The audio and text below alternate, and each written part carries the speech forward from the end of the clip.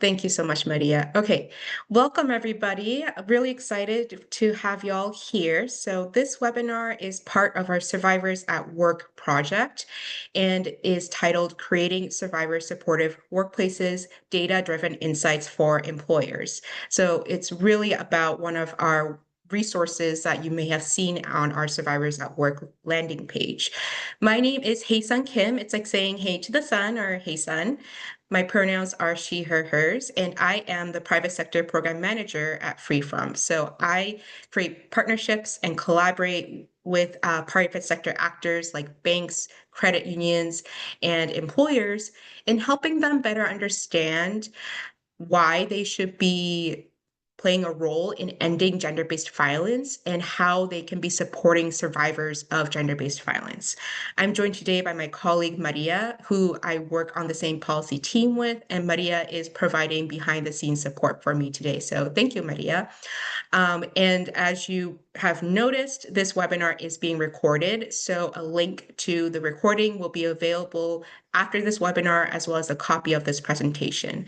And this is a part 2 of our Survivors at Work webinar series. So if you missed our part 1 webinar by my colleagues last week, we will also have that link and copy of presentation available as well. Next slide, please.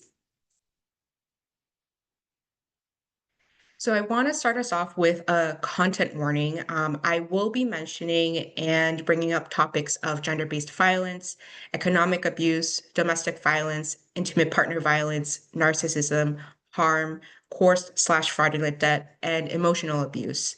We understand that these concepts, these terms may be uncomfortable and distressing to you, so please take care of yourselves in whatever way that is comfortable for you.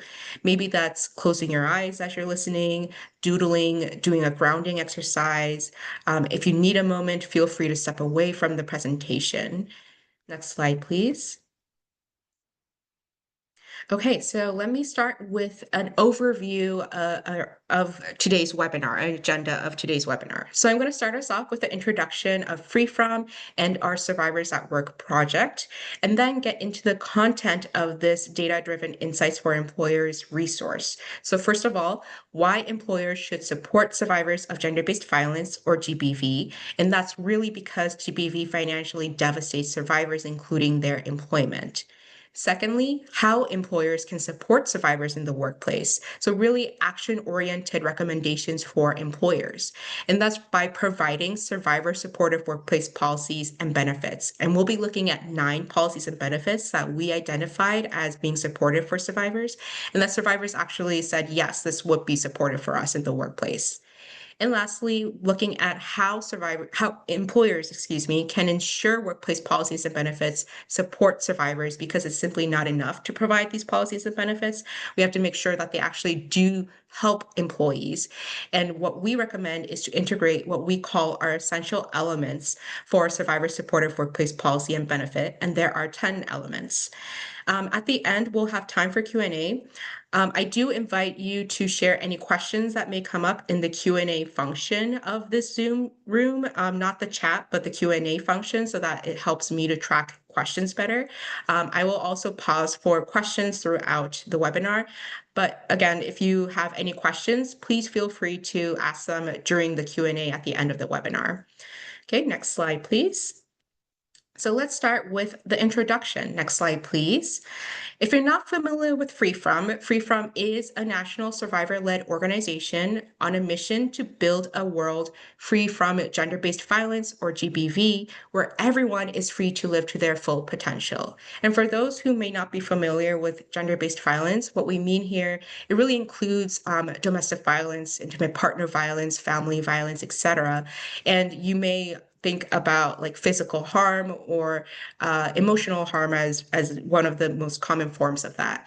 But also, gender-based violence includes economic abuse, and that's when a harm doer controls a survivor's financial resources, and it can take on many different forms. Like a harm doer is putting a survivor on a very strict allowance of money. A harm doer is stealing money from the survivor's bank account. A harm doer is monitoring the survivor's mail without the survivor's consent. A harm doer is preventing the survivor from looking for a job, and the list can go on and on. So we at Freefrom work to end gender-based gender-based violence with survivors by building safety and economic freedom. And so we do this through bold survivor-led strategies that build our collective power and activate everyone in society, including employers, to play their part before, during, and beyond moments of crisis. As we'll see in a later slide, GBV is a structural societal issue. And because this is a societal issue, it impacts everyone, even if you don't realize it. And so that also means that everyone in society has a role and responsibility to play in ending gender-based violence and supporting survivors. Next.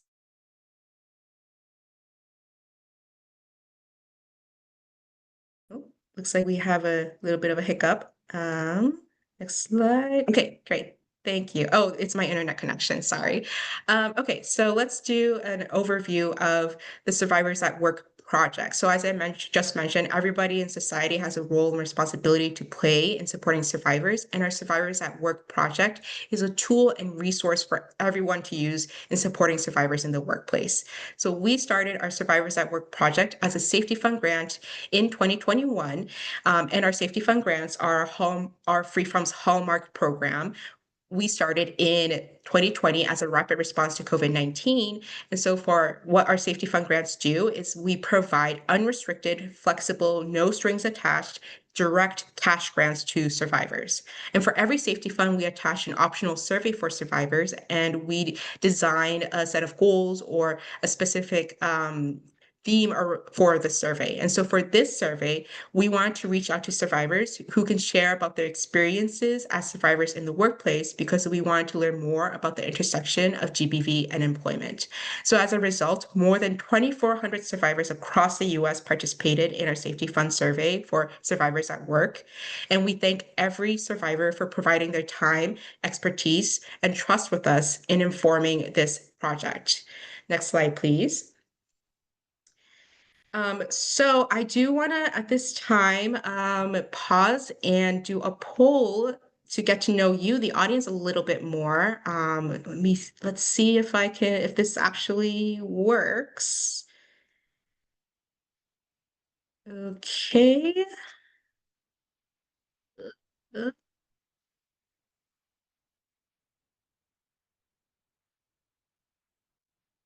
Okay, great. Thank you for your patience. And you should see a poll right now. So these are two optional questions. They're totally anonymous. You don't have to participate if you don't want to. And they're not traceable back to you. So the first question is, which of the following do you identify with? And you can choose all that applies to you: employee, employer, self-employed, currently not employed, policymaker, advocate for safe workplaces, or other. And the second question is, have you ever had colleagues whom you believe were subjected to gender-based violence, or have you yourself had to work while being subjected to GBV? And the second question is just yes, no. You're not required to provide any details. Again, you don't have to answer if you don't want to. So I'm getting a lot of responses. Let me give it another minute or so to see if there's more responses.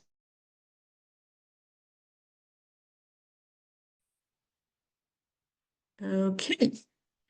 So I'm not seeing any more responses, so I'm going to end the poll. So looks like we have majority of folks at 63% employees, which totally makes sense. 26% who identify as employers, 11% who are self-employed, 5% currently not employed, 53% advocate for safe workplaces, awesome, and 11% other. Thank you all so much for participating and welcome. And then for the second question, it looks like the majority of folks said yes, they know somebody or were subjected to gender-based violence while they were working, at 82%, which is not surprising given the statistics that we'll see momentarily. So thank you again for participating in the poll. Next slide, please, Maria. Okay, so now let's turn to why employers should support survivors of gender-based violence, or GBV. Next slide, please. And that's because, again, GBV financially devastates survivors, including their employment. GBV is incredibly prevalent. 1 in 2 transgender individuals and cisgender women, according to research, are subjected to GBV by an intimate partner in the US. So what this means is that every employer employs survivors. Even if you don't realize it, every workplace has survivor employees. So again, what we saw earlier with 86% of the audience saying that they know somebody in the workplace who was subjected to gender-based violence, it makes sense because GBV is so incredibly prevalent. Excuse me, next step, please. And research also indicates that a top obstacle to survivor safety is financial insecurity. So not having enough money is a major barrier to finding safety. Next step, please. And 99% of survivors are subjected to economic abuse as part of the GBV. So again, as you can see here, GBV is incredibly prevalent. It's a societal structural issue, and it's an economic issue that is financially devastating. So as I mentioned earlier, everyone in society has a role to play in ending gender-based violence, including employers. So what this all says here is that for survivors to reach their long-term safety, they need to reach financial security first. And for them to reach financial security, they need to make and save money. And one of the most common forms of making and saving money is through income, right? And so employers are critical in supporting survivors with reaching their financial security and therefore long-term safety. Next slide, please. But what we have found in this project is that GBV interferes with survivors' employment, and these statistics should look familiar to y'all if you attended last week's webinar. 90.3% of survivors said that a harm doer disrupted their ability to obtain or maintain a job. So for example, a harm doer prevented the survivor from going to work or making them late to work by slashing the car tires. A harm doer is preventing the survivor from even looking for a job, etc. Next slide, please. 84.2% of survivors said that GBV negatively impacted their job performance, including their level of focus and productivity. Next slide, or next stat, please. 74.2% said that they were subjected to institutional economic abuse in the workplace. For example, an employer is issuing paychecks late. An employer is assigning tasks that are not part of the employee's job responsibilities. Next stat, please. 73% of survivors said that GBV caused job or income loss or missed career opportunities. So employees were forced to quit their job or lost their job or were passed over for a promotion due to GBV, et cetera. And so what this really means is that, all these statistics are really high, right? And so every survivor employee is being subjected to at least one of these things. That's very likely. So again, this really highlights the need for workplace support by employers to employees. And I also want to make a side note too, that supporting survivors, employees in the workplace is a smart business plan. It's cost effective because again, with 1 in 2 transgender individuals and cisgender women being subjected to GBV, every workplace has employees who are survivors. And so if you're constantly losing a high number of survivors due to GBV, that means that you have high turnover rates, and to the process of finding a new employee to replace that position and that person becoming acquainted with their job role could take a long time, and it's very costly. And so if you are supporting your employees and preventing that turnover, then you're saving those costs, right? You're investing in your employees and you are retaining your employees. You're increasing the trust your employees have to you as an employer. And you're probably also going to be seeing benefits like increased productivity and level of focus, or at least maintaining the level of focus and productivity. Next slide, please.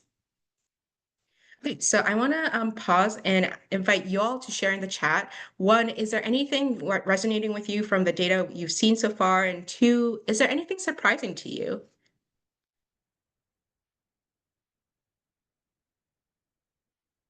Okay, I'm going to give a moment to see if there's any if there's any responses coming in, and I'll read some of the responses.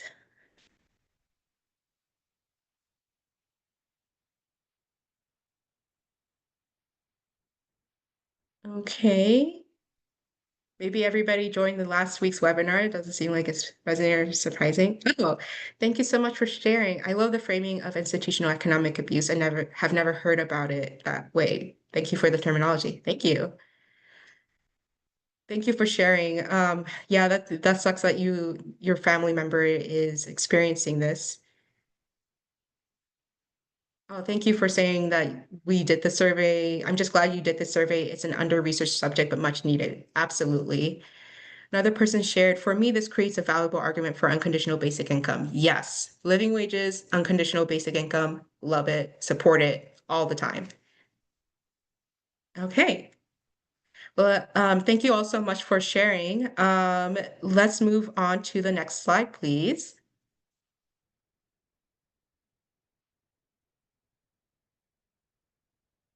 Okay, so as part of our project, we also collected stories from survivors. And so throughout this webinar, I've shared a couple of survivor quotes, but I'm only going to be sharing one out of two survivor quotes each slide in the interest of time.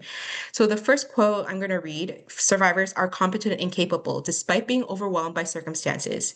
If you empower them and believe them when they tell you what they need, i.e. a more flexible schedule, ability to work from home, more resources, etc., they will show up and work hard. Survivors want to succeed and contribute value in the workplace. Next slide, please. Okay, so now let's talk about how employers can actually support survivors in the workplace. What are the actions that they can take? Next slide, please.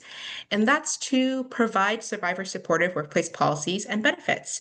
In fact, what we have found is that 81.1% of survivors said that access to workplace benefits or policies specifically for survivors would help them stay employed and or worry less and focus more on their job. So as you can see here, it would really help the employer in increasing their employee retention and job performance.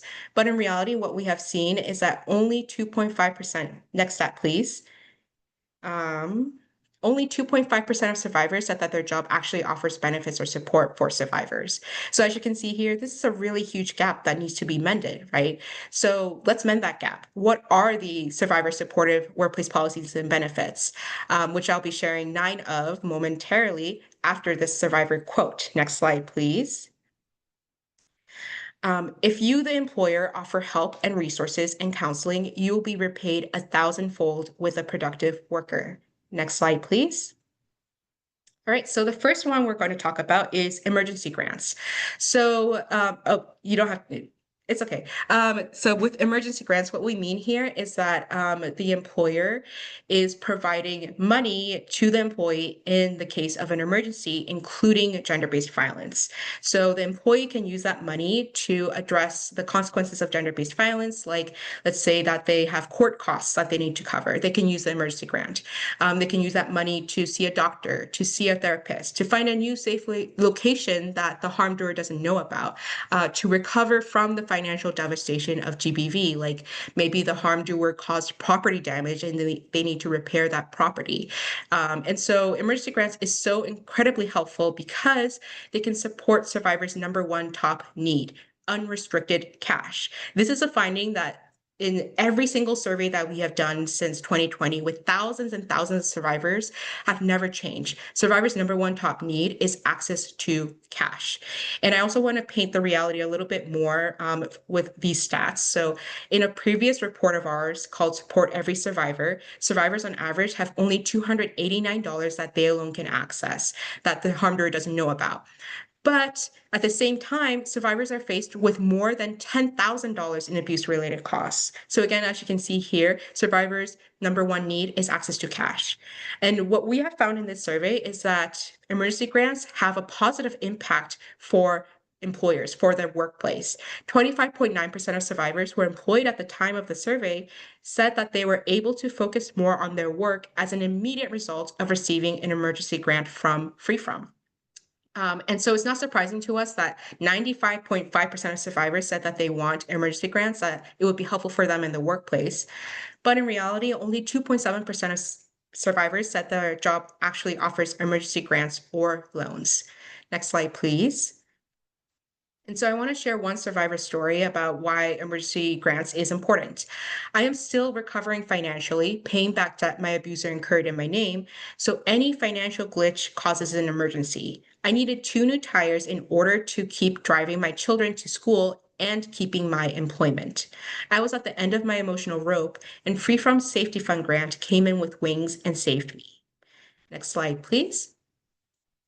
So the second one I'm going to talk about is paid and protected safe leave. So what we mean by safe leave is at least 4 weeks of independent, dedicated time off to address the consequences of GBV. So this is not part of other existing time off like vacation or sick leave or personal days, etc. Because survivors are not on vacation, nor are they sick when they need to address GBV. So employees can use this time off to go to court, to see a doctor, to see a therapist, to find a new safe place to live, to address the financial devastation of GBV by making phone calls to the bank to address identity theft, et cetera, et cetera. And the employees will be fully paid during their safe leave, and they will be fully protected from job loss or other retaliation for taking the safe leave. And we recommend at least 4 weeks because what we have found is that survivors who did take time off to address GBV in the absence of safe leave used on average 12 days of vacation time and 11 days of sick leave. And so I also want to note too that there were many survivors who told us that they weren't able to take paid time off, or that they didn't even have access to unpaid time off, or that even if they did take time off to address GBV, paid or unpaid, they quickly ran out of that time off and they still needed time to address the GBV. Next slide, please. And so it's, again, not surprising that 92.8% of survivors said that they want access to safe leave, but only 2.4% actually have access to paid and protected safe leave. So we at FreeFrom are actively trying to change that. To date, thanks to our advocacy, more than 300,000 employees in the US have access to safe leave. We have many employer partners who have adopted our model policy on safe leave. So they literally copied and pasted our safe leave policy to their employee handbook. And these employers include Facebook, ASOS, Bumble, Great Place to Work, Blue Shield of California, Berkshire Bank, et cetera, et cetera. So if you are interested in learning more about our safe leave policy, then please feel free to reach out to us at the email address that we'll share at the end. Next slide, please. Okay, I want to share another survivor's quote. I eventually had to quit my well-paying corporate job because I ran out of sick and vacation time and was unable to take an unpaid leave of absence. I had to flee my home and go on public assistance to be able to feed my children. Next slide, please. So the third program that I want to talk about is a savings match program. So what I mean by this is the employer, let's say the employee saves away 50%, $50, excuse me, of their paycheck, every paycheck into their savings account. And they tell their employer, I saved $50 into my savings account. Then the employer, matches up to $50 of that amount. So that savings account in reality receives $100 per paycheck period. And this is really important for survivors because GBV makes saving money incredibly difficult. What we have found in our previous Support Every Survivor report is that survivors on average have only $10 in savings. And what we found in this Survivors at Work project is that 66.8% of survivors said a harm doer forced or pressured them to give them the survivor's savings or other assets. So as you can see, it's a very common tactic of economic abuse to be stealing savings money or preventing savings, right? So it's not surprising that 92.3% of survivors said that they want a savings match program. Now, I also want to note too that FreeFrom ourselves provides a savings match program. It's not restricted to employees, but it's open to all of our survivors in our community. And we have been running this for several years now. So if you want to learn more about how to run a savings match program, we'd be happy to talk with you about that. Okay, next slide, please. All right, so number 4 is a flexible work schedule. And what we mean by this is, let's say, for example, an employee usually works 9 to 5, but they need to work 11 to 7 one of the days. Being flexible and okay and understanding with that. Or maybe the employee needs to work from home. That's also okay. And this is because GBV is often unpredictable. You don't know when it's going to happen, how it's going to happen, where it's going to happen. And so it's important that employers provide flexibility to their employees. And, the examples that I mentioned may not be applicable or appropriate for every workplace, for every employer or employee, right? And that's totally okay. you as the employer should still be able to provide the flexibility as best as you can that makes the most sense to your workplace. So for example, maybe an employee needs to be in a less customer facing role. Maybe they're sitting in a physical space that's more behind the office, that customers can't really see. Or maybe the employee is assigned to work in one branch location, but maybe they can go work in a different branch location in case a harm doer shows up and tries to cause harm. And in fact, survivors share that fear for their safety, including the constant worry about a harm doer showing up at their workplace, is a top obstacle to their focus at work. So providing this flexibility to employees would really help them, again, with their job performance. And again, not surprising that many survivors want a flexible work schedule, and 91.7% said that they would want a flexible work schedule. Let me pause, take a breather for myself too, but let me pause and see if there are any questions that you in the audience might have. Um, I see that there's one question coming through the Q&A so far. Is there a way to access the recent webinar recording? Yes, it'll be available on our website soon. I don't know when exactly, but it should be available on our website soon. What role do you see employee assistance programs playing in supporting survivors at work? Do you have any examples of EAPs providing financial support for survivors? Absolutely. I think they can play a tremendous role in supporting survivors at work because they're already existing programs, right? I think what could happen is to make them a little bit more survivor supportive and friendly. And so I'm not like super familiar with EAPs providing financial support for survivors specifically. But if there's anybody in the audience who are familiar with such programs, please do share. And I also think that I also my understanding is that EAPs may also look different by employers. So I think it's also, there's not like, there are things that maybe works for one program versus another program. So I would probably have to see, my suggestion, my preference would be to look at the specific EAP in order to, give more concrete examples or recommendations. How might this intersect or overlap with disability accommodations? Absolutely, that's a great question. Actually, a lot of survivors have mentioned that they're a survivor and they have a disability, but their employers at times were not able to or refused to provide accommodations that would have helped them with their disability. And so there's absolutely a lot of intersect and overlap with disability accommodations. Um, does Freefront provide guidance or language on these policies so they can be adopted by organization and employers? Great question. We are developing language and guidance on these policies. We do have language on the safe leave policy right now that we're also working to update, but we're also working to create model policy for all of these policies as well. And so that'll be something that we're still working on, and in a future time, we'll be releasing that as well. Okay, I want to also read one message coming through the chat. One other thing with flexibility in public facing, work from home, etc. I know it's not always how violence manifests, but I have friends or colleagues who have taken days off because of visible bruising, etc. So being able to work from home because of people's reactions to how a person looks can also be just so important. Just another reason for flexibility. Absolutely. Thank you so much for sharing that. We actually had one survivor share that they work in the hotel industry and that their manager gave them a slip to work from home.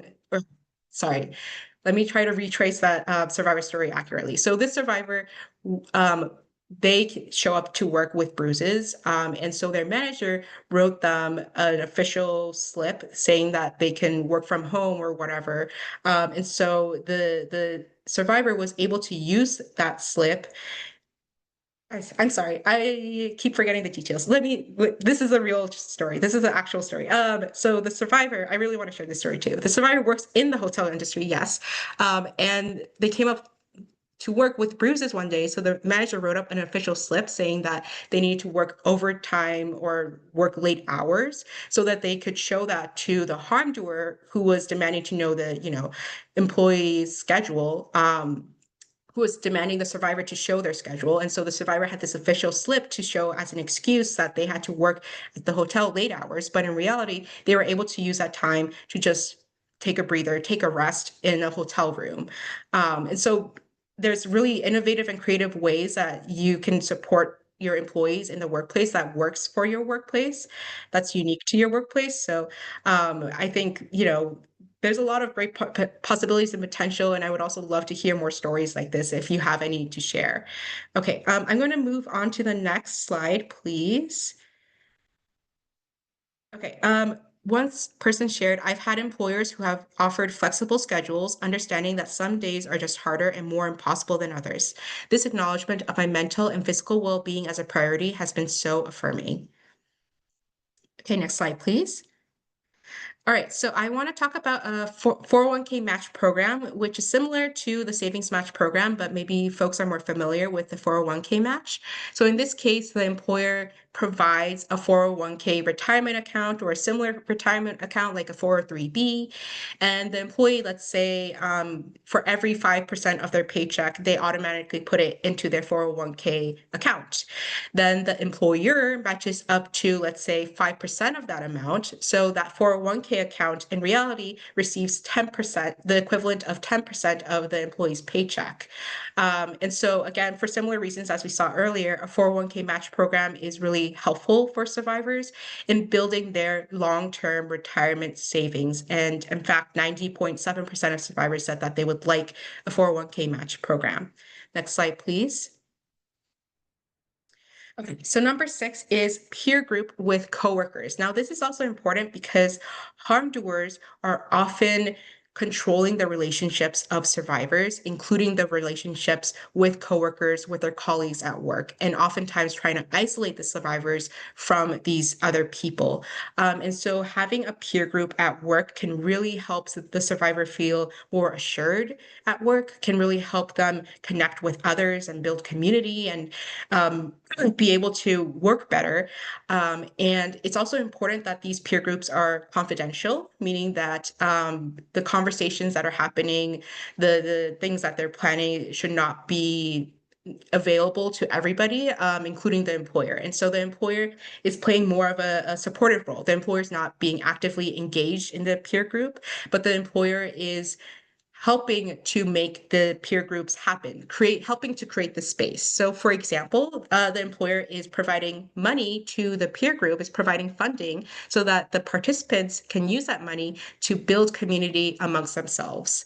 And again, as you can see here, 83.4%, many survivors want peer groups with coworkers, but as you can see in these stats, very few survivor employees actually have access to peer groups, much less peer groups with coworkers who are also survivors. Next slide, please. So this survivor shared how having peers support has been so helpful for them. All my coworkers support me in so many ways on a daily to weekly basis. Many of them are also survivors. When I had a situation happen earlier, they understood I wasn't at full capacity and didn't require the same level of productivity from me during that time. Next slide, please. Okay, so with emergency loans, this is similar to emergency grants, but different in that the employee would have to pay back that money to their employer. But that doesn't mean the employer is becoming a debt collector. It's really that the employer is providing an employee supportive emergency loan program with things like low interest rates, flexible repayment plans in case the employee is not able to repay back on the regularly scheduled timeline due to GBV, a grace period, et cetera, et cetera. And so emergency loans, for similar reasons as we saw earlier, is important to survivors because survivors' number one need is unrestricted cash. And I also want to note too that emergency loans have the potential to have a potential positive impact for survivors in a way that emergency grants don't, in that emergency loans can help survivors rebuild their credit. So what we hear is that many survivors are subjected to coerced or fraudulent debt. For example, a harm doer is creating a credit card in the survivor's name without their knowledge or their consent, and then they rack up a lot of debt on that card. And so that damages the survivor's credit. With damaged credit, it is much more difficult to open a bank account, to apply for new housing, to apply for a car, et cetera, et cetera. And so with an emergency loan repayment plan, that can really help the survivor build a repayment history that can help them with building or rebuilding their credit. And so that's an advantage, potential advantage of an emergency loan. And many survivors, as you can see here, want an emergency loan at 82.4%. Next slide, please. Okay, so with affordable childcare, I feel like COVID-19 has really highlighted the need for childcare. But I also want to highlight how specifically important this is for survivors. What we have found is that almost 40% of survivors said that they had not a job or earned an income because they had to care for children or others that depend on them. And 28.7% of survivors said that a harm doer refused to provide childcare, causing them to change their work schedule, leave early, or miss work without being able to get coverage or give notice. So as you can see here, this is a common tactic that harm doers are using to control the survivor or to impact their employment, right? By refusing childcare or promising childcare and then canceling it last minute, etc. So what this also says is that if employers are able to play a supportive role with childcare and supporting employees' childcare needs, then they are able to retain their employees or able to get even more employees, and also see a positive impact on the job performance of employees. And again, many survivors want affordable childcare at 82.1%, but the reality is that only 1.2% of survivors actually have access to affordable childcare options. And I also want to note too that childcare options can look like a whole variety of things. It's, for example, maybe it's allowing the employer allowing the employee to bring their kids to work, the employer having an on-site childcare specialist who can look after the kids at work, the employers providing reimbursement money or stipends for the employee to use to be able to afford childcare, et cetera, et cetera. Next slide, please. One survivor shared, my current employer gave me this job to help me leave my abuser. She understands that I want to work as much as I can while still having to take care of my 5 children by myself. I'm able to bring my youngest child to work with me so that I can afford to take care of all of my children and still make a way to stay away from my abuser and start over. Next slide, please. So last but not least is flexible payment options. So what I mean by this is an employer is issuing paychecks not just through direct deposit, but also through options like check in the mail, PayPal, etc.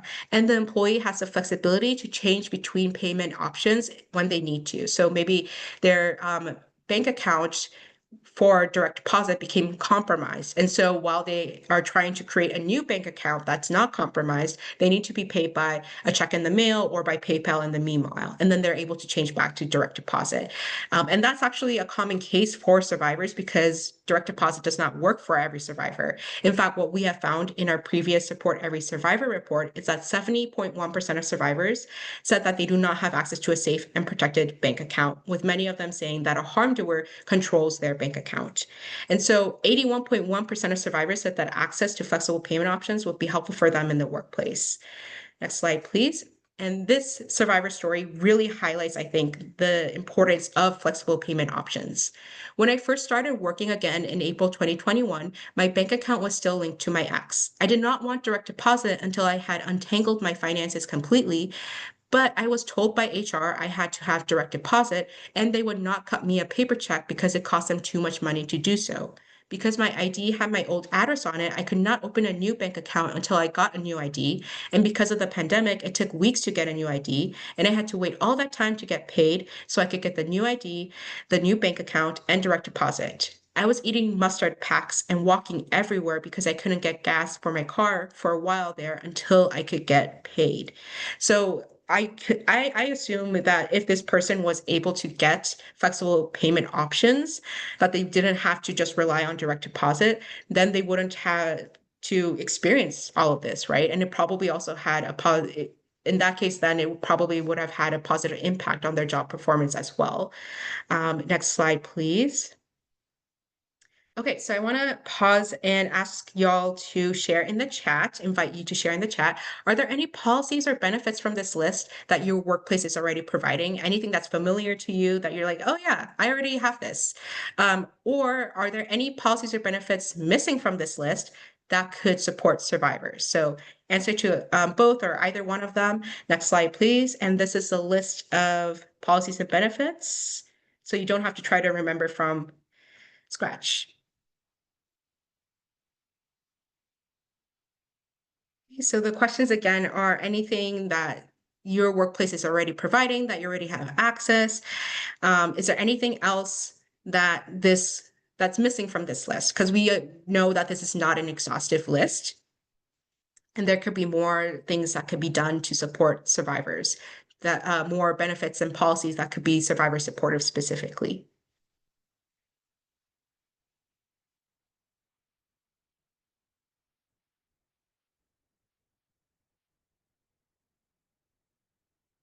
Awesome.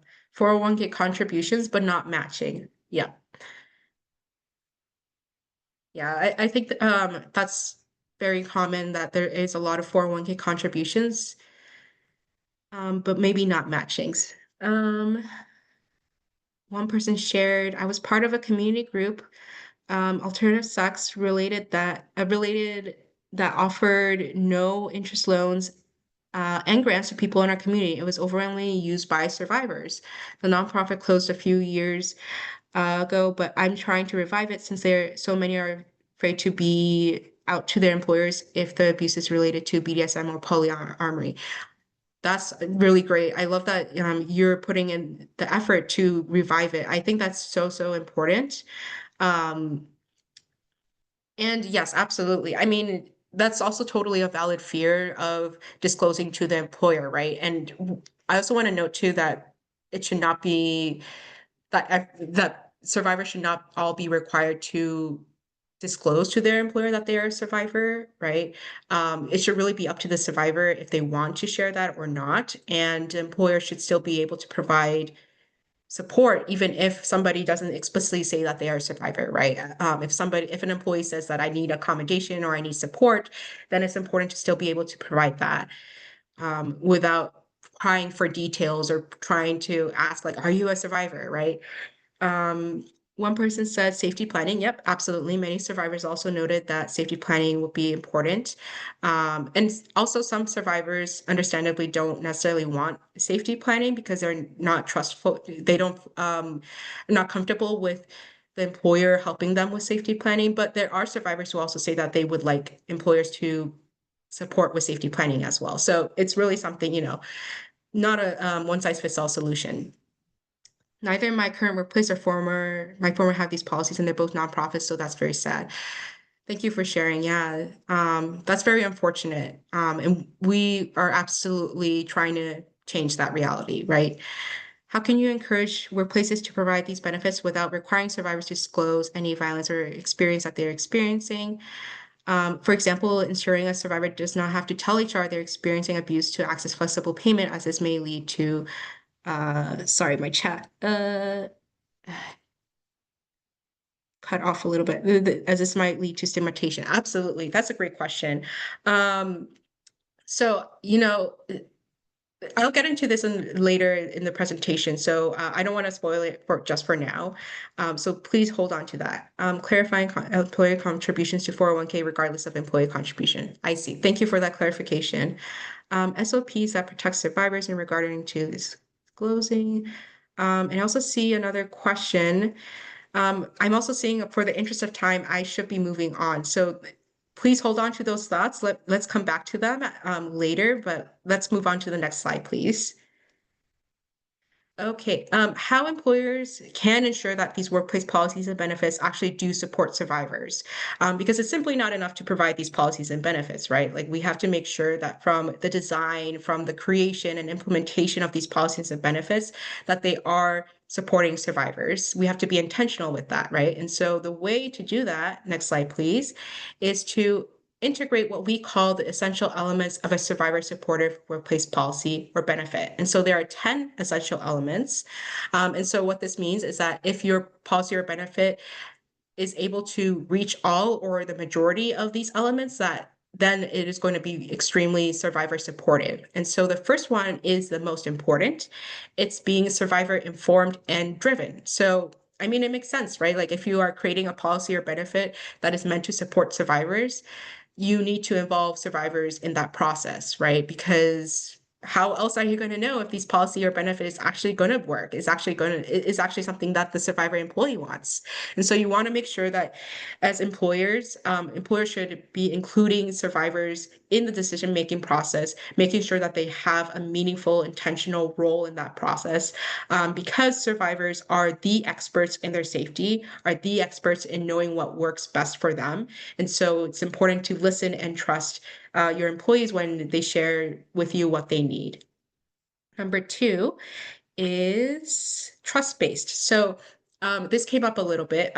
So in many programs, especially government programs that are meant to support survivors, oftentimes they require proof that a person is a survivor. And a lot of times these proofs are limited to police reports or court orders like restraining orders.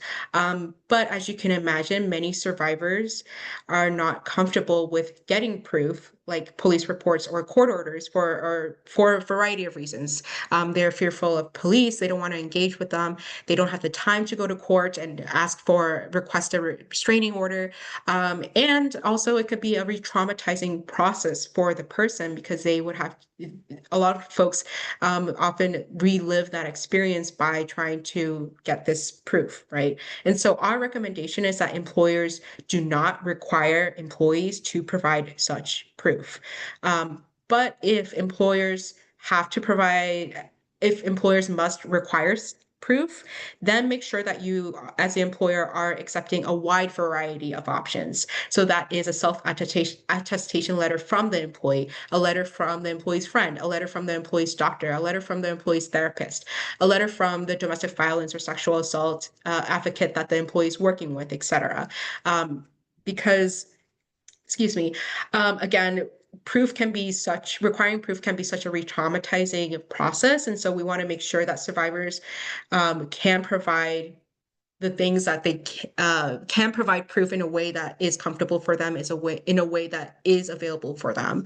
Number three is protected. So I mentioned this a little bit with safe leave, but this really applies for every policy and benefit, is that employees need to have protection when they are accessing a policy or benefit. They should not fear that they may lose their job or be facing retaliation or employee discrimination for accessing a policy or benefit. And so there needs to be explicit protection of employees so that they can comfortably and accessibly access the policy and benefit. Number four is flexibility.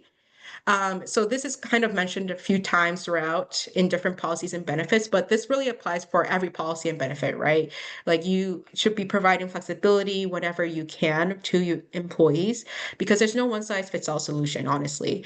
And so let's say for safe leave, let's say the employee needs to use safe leave, but because they're in an emergency, they are facing violence and they need to get to safety in a rushed urgency, they are not able to immediately notify the employer that they are taking safe leave.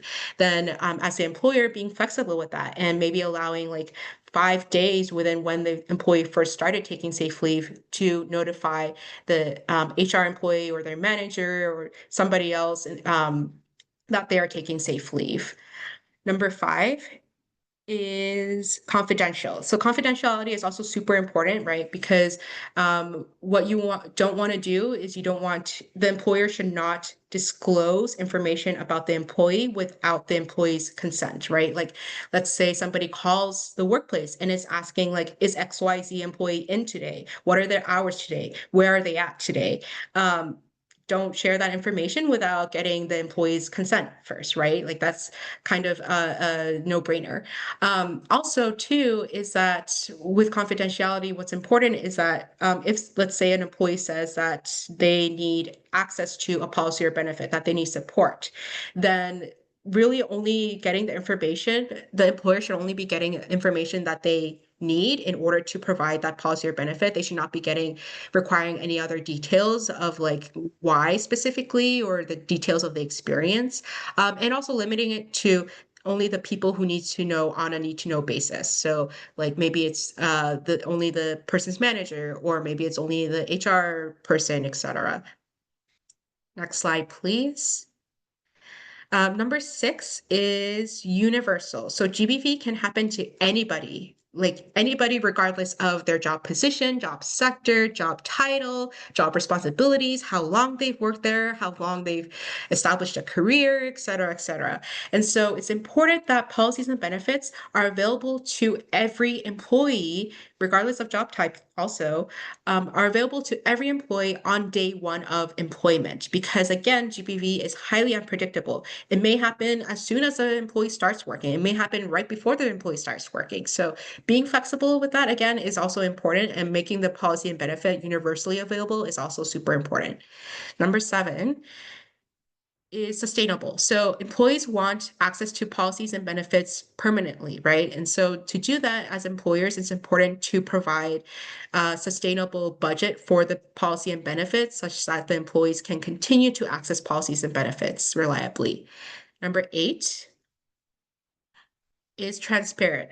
So it's important that as employers are communicating regularly and transparently with employees about a policy or benefit, right? So they're not just talking about it during once a year during open enrollment. It's telling employees, giving them updates about the policy and benefit, the creation of the policy and benefit, and then the implementation and how it works, and regularly communicating that this policy and benefit is available and how it works, and maybe also, making like monthly HR office hours available so that HR employees can answer questions about the policy or benefit.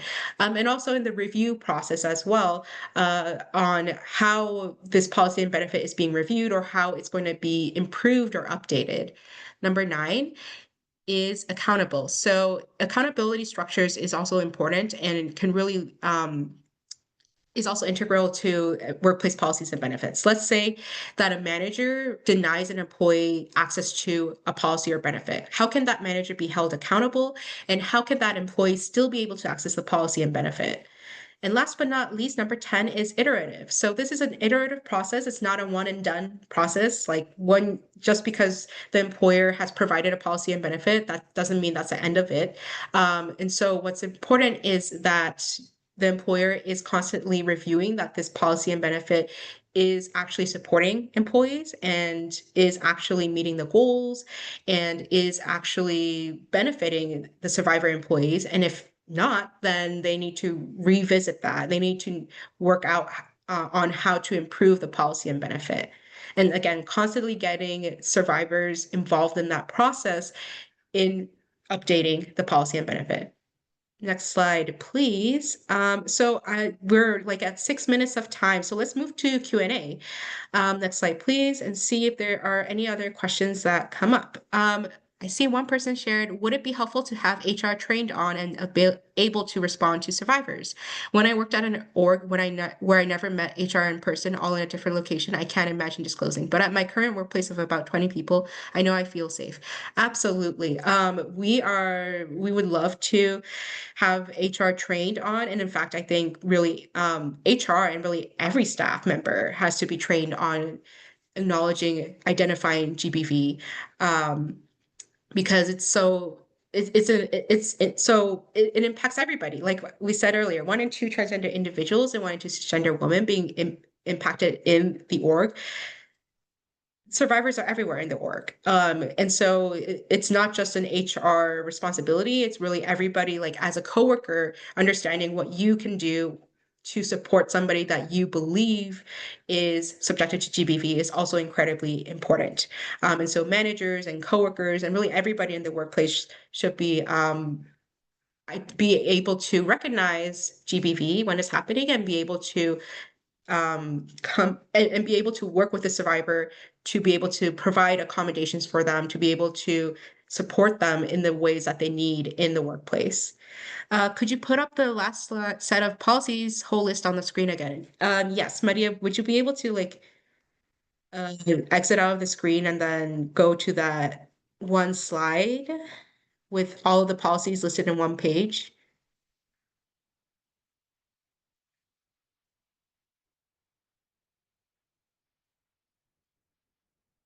Yes, so if you registered for this webinar, then you will receive the link for this webinar afterwards in an email. For the previous one, if you register for that one, you should also receive a link for that. If you are not registered for that one, it should still be available on our website. Great questions to everybody. Are there any questions that maybe I didn't answer quite as well or that you would like more information? 'Cause I think I rushed through some of the question answering earlier. I should also share that all of this is available on our website, all our Survivors at Work project, and the content, the resource with this content is available on this link that I just shared. Is there any thought given to if sharing this information widely in an org would end up giving info to the unknown abusers? That is a great question. I think that's something that does come up sometimes when even in different contexts that I'm speaking at. But I think this is still helpful to provide because in the status quo, there's not really any support happening, or the support's not super helpful. And so this is going to be more helpful than the status quo. And so in terms of harm doers potentially knowing about this stuff or trying to abuse this, I think there are ways to get creative and prevent that from happening or address that from happening. I am part of a nonprofit and we'll be starting a survivor-run Airbnb management company soon. This was very helpful. Oh, that's very cool. Yeah, I'd love to know more about that. If you'd like to connect with me afterwards. Generally, I've been told that creating safe spaces for survivors always sends a big message to the harm doers. Oh, that's interesting. Do you mean like the harm doers may try to show up to that space because they are aware that this exists? Thank you all so much for sending in all these emails and comment, or sorry, all these questions and comments. My mind went to email. Okay, so since we are almost at the hour, could you go to the last slide, please, Maria, to show the email address? No, thank you, everybody, for joining today and for being here and asking these great questions and providing a lot of great insight and ideas. And okay, and this slide, you'll see our email address, policy@freefrom.org. So if you have any follow-up questions, if you'd like to learn more about any of this, if you'd like to partner with us, please, please, please email us. We're always open to partnerships, ideas, collaborations.